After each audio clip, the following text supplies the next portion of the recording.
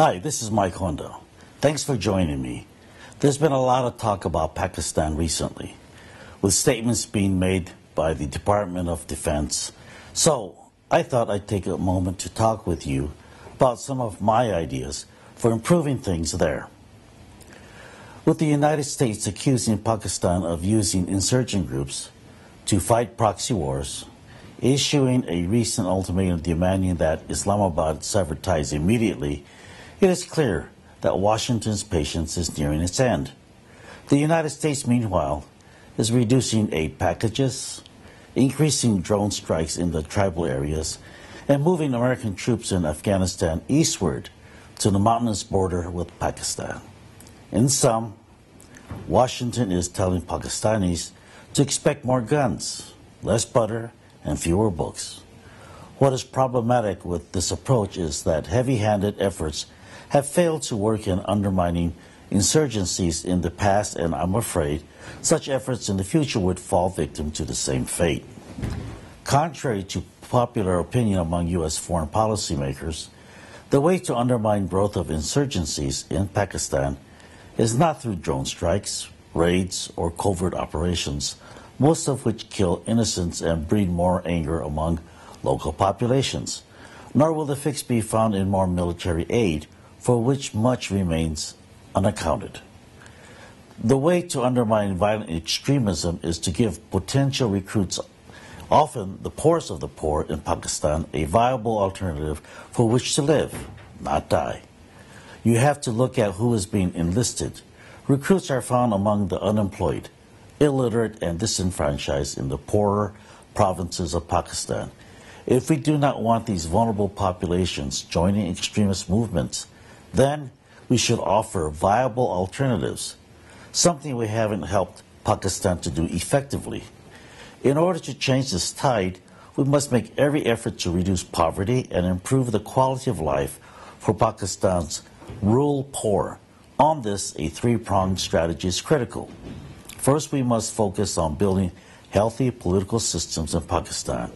Of the nearly $20 billion in U.S. aid given to Pakistan since President Pervez Musharraf took power in 2001, most have been military aid, leaving very little spent on establishing the foundation for democratic elections. Second, we must focus on educating the people. For much of the past decade, investments in Pakistan's educational system have been negligible.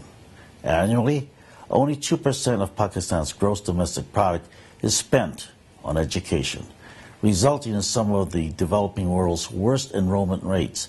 Only one-third of eligible youth are enrolled in secondary school and 5% in college-level institutions, despite the fact that nearly 50% of the adult population is illiterate. U.S. development assistance hasn't effectively reduced that number. Third, we must enable economic prosperity for Pakistanis poor. Pakistan's president have failed to commit dollars to improve the lives of its impoverished, which are left vulnerable to Taliban and Al-Qaeda recruitment. Few viable alternatives or incentives remain to give the needy a reason to say no to extremism, such as a job, an education, and political opportunity. Radical madrasas or religious schools often fill that vacuum, providing food, education, and sometimes housing. U.S. non-military aid commitments have attempted to address these needs, but most fail in the implementation phase due to lack of local credibility, reliance on American contractors, and failure to focus on long-term sustainability. This is where the Rural Support Programs Network comes in, directly and positively impacting the lives of 30 million rural poor all across the country. As Pakistan's largest network of non-governmental organizations, the RSPN organizes and trains local communities to build infrastructure, provide social services and economic opportunities, manage natural resources, foster capacity of local leadership, and establish partnerships with the private and public sectors. While its track record is undoubtedly strong, having served the nation for nearly 3 decades and delivered a twofold increase in household income to many of the communities served by RSPNs, The RSPN's future is uncertain, in large part because U.S. and foreign funding is weighted toward a military approach, not a sustainable local development one. While USAID has supported a handful of smaller RSPN projects in the past, much more support is needed to scale up RSPN's efforts nationally.